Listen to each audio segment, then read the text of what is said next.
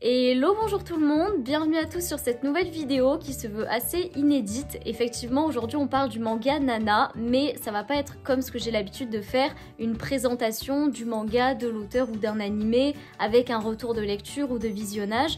Non, aujourd'hui je vais plutôt vous faire un point sur là où j'en suis dans ma lecture, c'est-à-dire au tome 10. Pour ceux qui auraient davantage envie de découvrir le manga et l'animé, j'ai fait une vidéo introductive très complète sur ma chaîne, n'hésitez pas à aller la voir. Et dans celle-ci, je vous propose vraiment de vous livrer mes impressions, mes attentes, mes craintes, mes regrets, en tout cas tout ce que la lecture de ces 10 premiers tomes a pu engendrer en moi. Cette vidéo, elle me tient à cœur et je me permets de la tourner parce que j'imagine que lorsque j'aurai terminé de lire tous les tomes de Nana, je serai très intéressée par revenir un petit peu voir ce que j'ai pensé aux prémices quand j'avais lu que les 4 premiers tomes dans ma vidéo introductive, voir ce que j'ai pensé après à la lecture des 10 premiers tomes. Donc il y a effectivement un aspect d'introspection personnelle, d'intérêt personnel, et il y a également votre présence. J'ai vu qu'il y avait pas mal d'abonnés récents qui s'étaient beaucoup penchés sur ma chaîne vis-à-vis de Nana dans un premier temps. Donc j'avais envie aussi de vous remercier et de partager davantage avec vous sur ce manga qui me fait autant vibrer et je pense que c'est assez partagé. Ainsi, je vous invite à partager ce moment tous ensemble, à réagir en commentaire, à liker cette vidéo si vous l'appréciez, à vous abonner à ma chaîne. Si c'est ok pour vous, on commence juste après l'intro.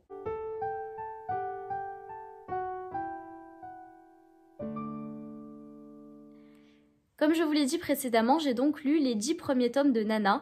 Pour l'instant, j'en ai 13 et j'essaie vraiment de morceler mes lectures, de lire lentement pour profiter tout simplement. Je sais que quand j'apprécie un manga, ça passe à une vitesse folle. Et là, de me dire que ça fait déjà 10 tomes, c'est quand même pas rien. C'est compliqué, j'ai vraiment peur d'avoir ce moment où ce sera fini. Vous savez, je suis aussi une grande fan de la série Friends. Quand c'est terminé, ça t'arrache le cœur, t'as envie de revoir le début et c'est ça que j'ai fait pendant des années en le regardant en boucle en cycle quoi. Vous l'aurez compris, cette vidéo, elle est donc à viser de vous transmettre mes sentiments, mes impressions, mes perspectives, également ce que je crains, ce que j'envisage pour le tome 11 et la suite. Je parle beaucoup du manga, mais je vais également vous parler de l'animé puisque j'en suis à l'épisode 43 et il y a 47 épisodes il me semble, donc je l'ai, on peut dire, quasiment terminé. Je vais commencer par mes reproches, ce que j'ai pu vraiment ne pas apprécier jusqu'à présent à la lecture des mangas. Et là j'amorce mon propos avec un aspect très technique, c'est-à-dire que quand on a le manga et qu'on tente de le lire naïvement, si vous voulez la mise en page, je pense que vous voyez ce que je veux dire si vous connaissez le manga, les pages sont trop rentrées, ce qui fait qu'il faut écarter son manga à mort pour regarder ce qu'il y a écrit au niveau de la tranche. Et je déteste faire des marques, abîmer mes livres et du coup les tirer quand je lis. Moi je suis plus du genre à lire comme ça, le manga à peine entrouvert. Et du coup c'est vrai que souvent je peux pas voir ce qu'il y a d'écrit au milieu. Donc là je pense qu'il y a un défaut dans la façon de relier le manga. On aurait dû peut-être faire des pages plus larges. C'est un détail mais c'est assez désagréable de louper certaines parcelles de lecture à cause de ce genre de choses. Également je trouve qu'il y a un décalage qui est absolument saillant entre l'époque des deux nanas où elles vivent dans leur univers et le monde d'aujourd'hui. Évidemment c'est la technologie qui marque ça partiellement. C'est vrai qu'il y a le début des téléphones, début des ordinateurs, des télés, même on entend dire souvent télévision, maintenant on dirait plus ça. Enfin, il y a plein de petits détails comme ça qui font qu'on se met vraiment dans la perspective du début des années 2000 et ça prend du coup un petit côté rétro. Sur l'aspect des technologies, il n'y a aucun souci. Moi c'est plus dans les mentalités. Je pense que c'est volontaire de la part de l'auteur puisqu'on ressent quand même que certains personnages sont plus ou moins étriqués d'esprit. Je ressens souvent à ma lecture une façon de penser qui est dépassée, qui est vieux jeu, notamment tout ce qui a trait aux femmes à la cuisine, qui ne travaillent pas, qui rêvent uniquement d'élever leurs enfants dans la plus grande des naïvetés, tout ce qui est également au niveau des orientations amoureuses et sexuelles, ce qui se fait, ce qui se fait moins. Il y a des trucs, franchement, ça serait limite, je pense, de nos jours dans un manga. Du coup, ça me fait un petit peu tilt parfois en me disant « Ah ouais, les mentalités ont quand même évolué ». Et en soi, c'est tout à fait cohérent quand on pense que c'est un manga qui date du début des années 2000, encore une fois, et qui se déroule en plus de ça au Japon. Pour ce qui est de l'animé maintenant, je vous avais fait dans ma vidéo précédente un petit retour introductif sur l'animé également. Et je vous avais dit que la musique de début, donc le générique avec la musique des blasts, elle me hérissait, j'adhérais pas, j'aimais pas. Maintenant que j'ai vu 43 épisodes, je peux vous faire un retour un petit peu plus significatif. Le générique qui, il me semble, reste le même sur la totalité des épisodes, je le trouve assez redondant. Ça fait un petit peu comme si le groupe n'avait qu'une seule musique à proposer. C'est pas le style musical auquel j'adhère non plus.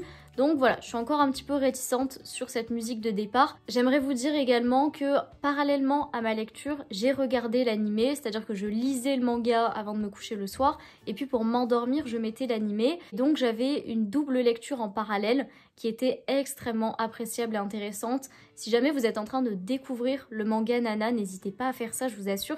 C'est très enrichissant, notamment parce que ça permet de relire différemment quelque chose qu'on vient d'assimiler et du coup on s'en souvient mieux, on comprend mieux certaines choses et c'est fait différemment donc c'est pas non plus coûteux. En tout cas c'est une expérience que j'ai adoré vivre et j'aurais tellement aimé que l'animé se poursuive jusqu'à la fin de la publication des mangas. Là je me rends compte que j'arrive au bout de l'animé, que je pourrais plus maintenir cette petite routine que j'avais prise. Et c'est regrettable, cet animé il est vraiment chouette, je l'aime profondément, notamment parce qu'il est très accolé au manga et ils vont franciser un petit peu les choses de façon à ce que ce soit plus fluide aussi pour le public. Par exemple dans le manga ils jouent au mahjong et dans l'animé, comme c'est quelque chose qui parle pas forcément au public, ils ont transformé ça en un jeu des 7 familles. Je trouve ça très amusant. Et je vous l'ai dit, moi j'aime pas trop quand ils francisent trop les choses dans les mangas, j'aime vraiment garder le pur souche japonais. Pour autant ça me dérange pas que dans l'animé ils changent certaines choses, parce que justement ça nous permet de voir un comparatif un petit peu plus occidental des choses qui est chouette je trouve à découvrir. Ce que j'ai beaucoup aimé aussi dans l'animé, c'est que ça donne des perspectives des personnages qui sont pour certains très différentes. Moi je retiens beaucoup le personnage de Junko. Je trouve que dans le manga, notamment au début du manga, elle peut paraître très antipathique, voire même un petit peu dure envers Nana Komatsu. Et dans l'animé, je trouve qu'ils font d'elle un personnage beaucoup plus appréciable, avec beaucoup plus d'humour. Et c'est la façon dont je la vois un petit peu évoluer au fil des mangas. Donc je préfère moi l'assimiler à ce côté-là, plutôt qu'à l'aspect un petit peu dur, parfois même violent, que je pouvais ressentir au début de ma lecture. Également, je vous conseille de regarder l'animé parce que à la lecture du manga, il y a certaines choses qui paraissent assez floues, pour moi en tout cas, notamment le fait qu'on a beaucoup les pensées des personnages qui nous sont exposés, notamment les pensées des deux nanas, et c'est vrai que parfois on se confond un petit peu, on a un petit peu du mal à savoir qui parle de qui parle quand. Je pense que c'est volontaire, mais il y a une confusion quand même en tant que lecteur où on a besoin de réfléchir, de mettre les choses en perspective, parfois de relire les pages précédentes. L'animé permet de fluidifier tout ça, puisqu'on va entendre la voix des personnes qui parlent et donc savoir à qui la pensée appartient, entre guillemets. Par ailleurs, effectivement, j'ai émis une petite réserve sur la musique de générique du début.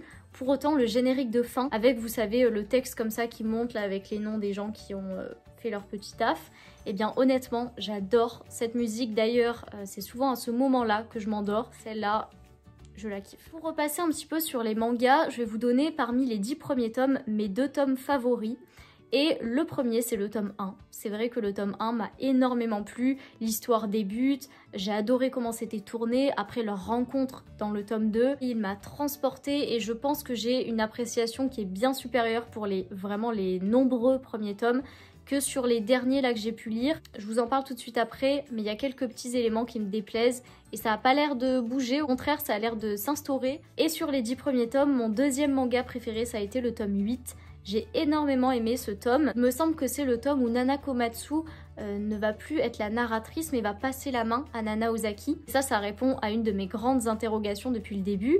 Bon, il y a toujours ce truc qui plane en mode qu'est-ce qui a pu se passer? On imagine, en tout cas pour l'instant j'imagine, une mort, un accident ou alors des chemins de vie différents entre les deux nanas. Et depuis le début, il y a aussi le questionnement de pourquoi c'est Nana Komatsu la narratrice, pourquoi pas Nana Ozaki. Intuitivement, je pensais que c'était parce qu'il était arrivé quelque chose dans le futur à Nana Ozaki et que donc il n'y avait plus que Nana Komatsu pour raconter leur histoire.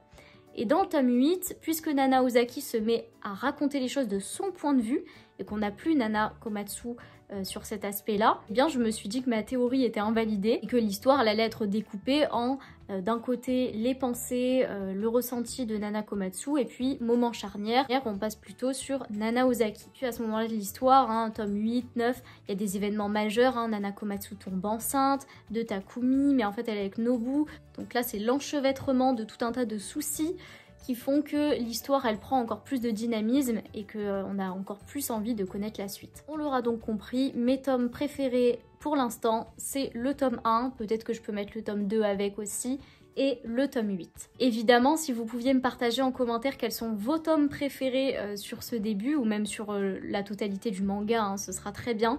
Ça me ferait très plaisir, moi j'adore savoir un petit peu qui pense quoi. Ça permet aussi de modéliser sa façon de voir les choses en ajoutant des contenus différents à ceux qui nous sont personnels.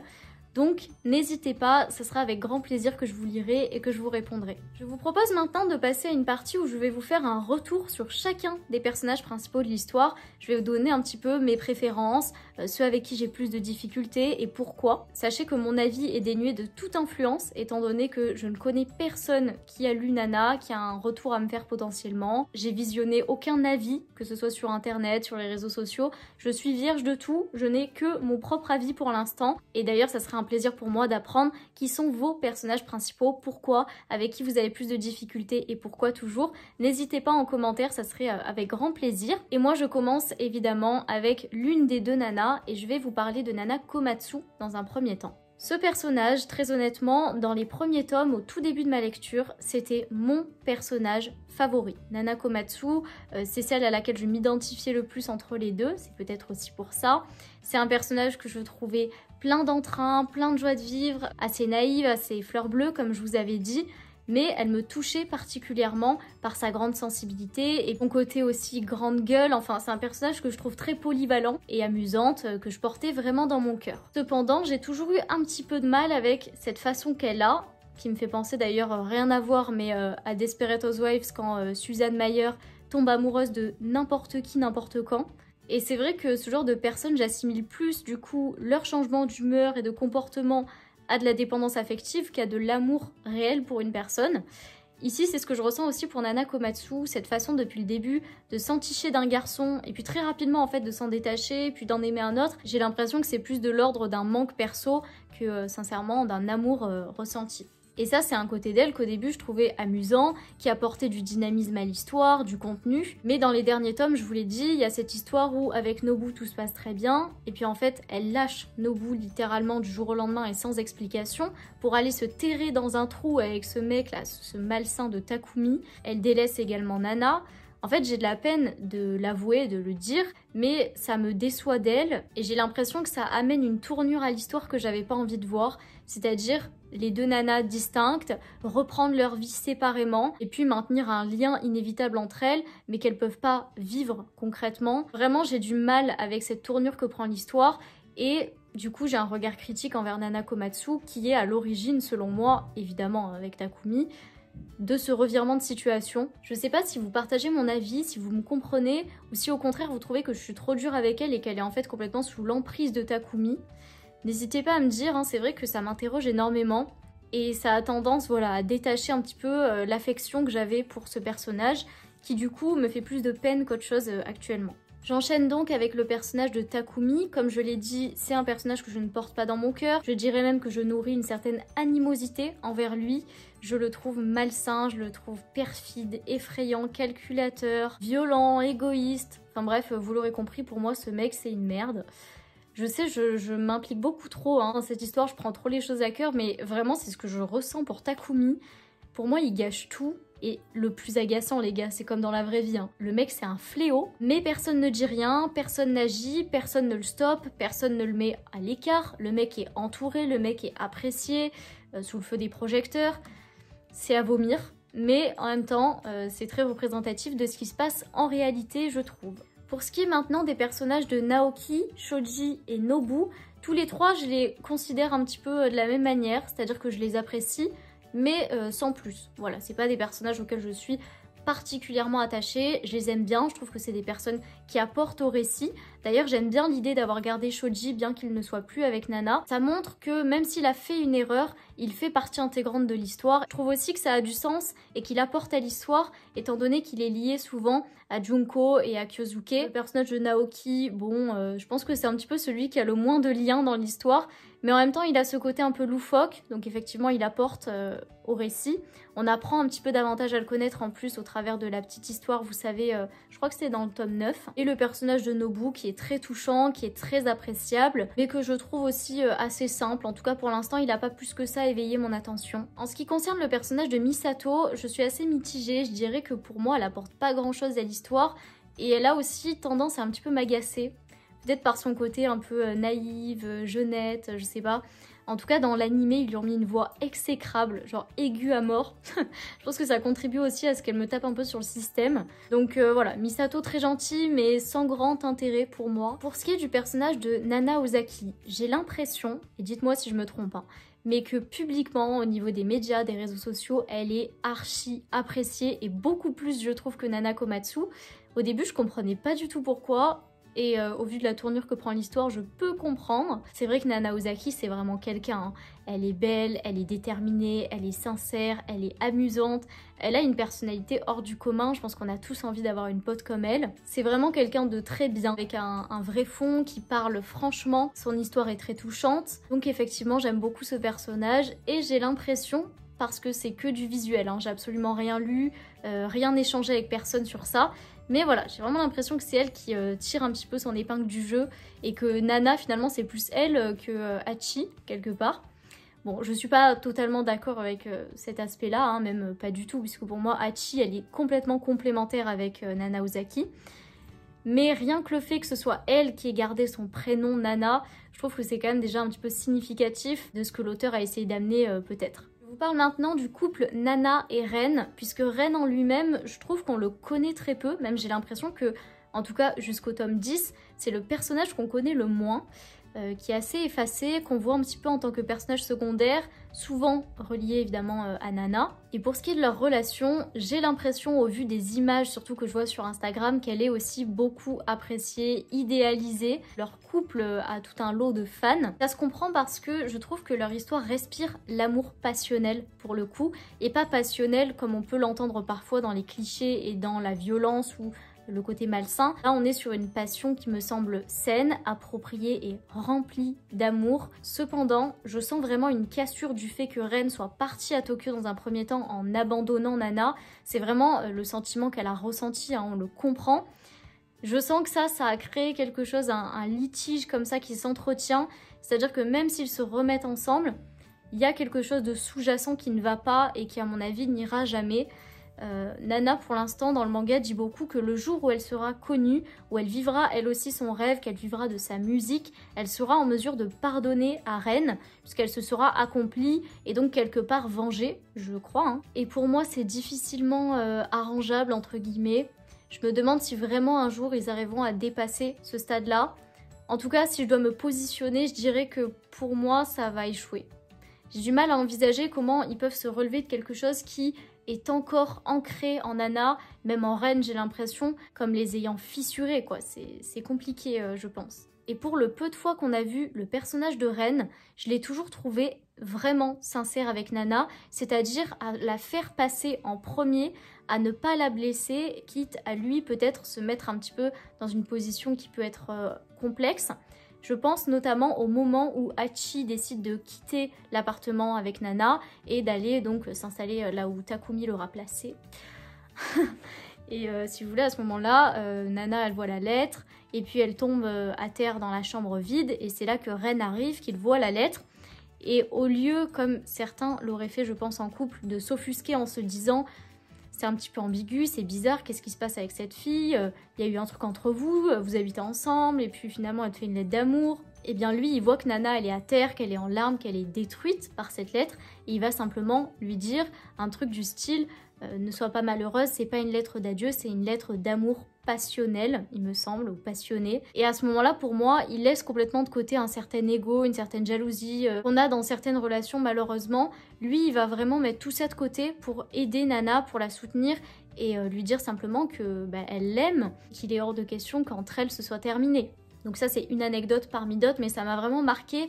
Je me suis dit oui, il l'aime sincèrement, il comprend les choses avec intelligence, et c'est quelqu'un par là même que j'apprécie beaucoup. Je vous parle à présent du personnage de Yasu. C'est un personnage pour lequel j'ai beaucoup d'affection, je le porte sincèrement dans mon cœur. Psychologiquement, c'est le personnage qui m'attire le plus, qui me plaît le plus. Je le trouve tellement fort, tellement bienveillant, tellement empathique, tellement juste aussi et intelligent.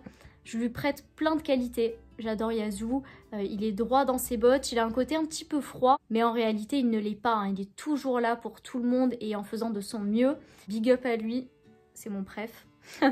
Et puis pour le personnage de Shin, cette fois, C'est un jeune garçon qui est trop touchant. C'est celui que je trouve le plus attirant, moi, Shin. Je lui trouve vraiment un charme que les autres n'ont pas et une grande douceur aussi. Et d'ailleurs, j'aime beaucoup le lien qu'ils ont avec Nobu. Je les trouve très attendrissants. Je sais pas trop s'ils vivent ensemble, mais j'ai l'impression que oui, en tout cas que Shin squatte beaucoup chez lui. Également la relation qu'entretient Shin avec Layla. Bon, j'aime pas dire Layla, moi je préférerais dire Reira, mais ça fait un peu bizarre. Donc on va parler comme dans l'animé, on va dire Layla. Leur relation, elle est hyper authentique, hein, notamment le moment où ils vont se cacher à la montagne puisqu'il y a eu le scandale où tout le monde sait que Ren est avec Nana et que Shin, en regardant les étoiles, va beaucoup écrire à Layla qui est à Londres, il me semble à ce moment-là, cachée elle aussi. Alors même qu'on le ressentait déjà sans la parole, mais rien que par la présence de l'autre qu'ils adoraient entretenir, ils se voient quand même très souvent. Ils partagent beaucoup de moments, ils se racontent beaucoup de choses. À ce moment-là où ils sont éloignés et que Shin lui écrit une considération pour l'autre, un respect et des sentiments tellement sincères, j'aime beaucoup leur relation et j'ai super hâte de voir comment ça va évoluer. J'espère que Layla elle va pas rester focus sur Takumi. Ça, vous vous en doutez, ça me met les nerfs. Je me dis, mais t'as Shin et t'es là en train de te faire tes plans sur Takumi, sur Yasu. Je comprends, l'amour c'est incontrôlable, les sentiments qui restent et qui ont été très très forts, c'est très difficile à contrer. Mais voilà, je trouverais ça super dommage qu'avec Shin ça aboutisse pas et super dommage aussi qu'il puisse lui se retrouver une nouvelle fois abandonné, délaissé par quelqu'un qu'il estime autant. Enfin, je termine pour mon retour sur les personnages, sur le personnage de Kyosuke et de Junko. Donc je vais parler de leur couple parce que c'est vrai qu'indépendamment, j'ai un petit peu du mal à me faire un avis sur l'un et l'autre. Notamment parce que très rapidement on les a vus associés l'un à l'autre. Ce couple me fait énormément écho, il me parle beaucoup. Une rencontre, un rapprochement très rapide, un petit peu comme si c'était leur destinée, en tout cas que c'était inévitable. Et puis le fait de ne jamais se quitter, d'entretenir des objectifs ensemble, de vivre ensemble comme ça fait que leur couple prend un petit coup de vieux, on va dire. Mais il y a beaucoup de taquinerie, d'humour et beaucoup d'amour entre eux. Également, je trouve une grande franchise. J'aime beaucoup ce couple, voilà, je vous dis, il fait écho à des choses que je connais et par là même, j'y suis très attachée, j'apprécie le voir évoluer. Et je ne pense pas qu'ils se sépareront pour la suite, petit pronostic.